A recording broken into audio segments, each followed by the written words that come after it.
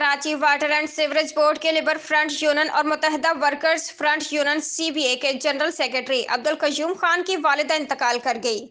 عبدالقیوم خان کی والدہ کی نماز جنازہ میں وزیر اعلیٰ کے مشیر طارق حسن، جمیل خان، صادق شیخ، چیئرمین ارشاد کامی،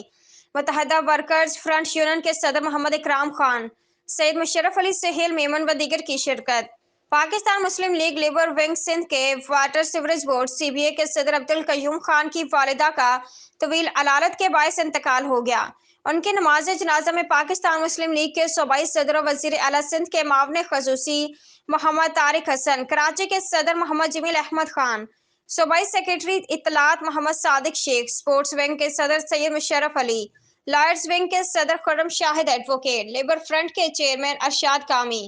جوائنٹ سیکرٹری پرویز، سید شاکر علی، وسیم انجم، ملک افضل، علی عظمت میمن، فیضان انیس، یونائیٹڈ لیبر یونین کے صدر، CBA کے جنرل سیکرٹری محمد اکرام خان، ناظم خان، متحدہ ورکرز کے ذمہ داران، میٹرو 7 پاکستان کے سینئر صحافی ندیم صدیقی،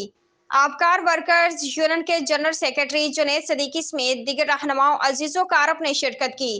جبکہ ان کو ملیر قبرستان میں سپرد خاک کر دیا گیا اور اس موقع پر عبدالقیوم کی والدہ کے درجات کی بلندی اور مغفرت کے لیے خصوصی دعائیں کی گئیں۔ عمدہ میں پکائیں اور جی بھر کے کھائیں۔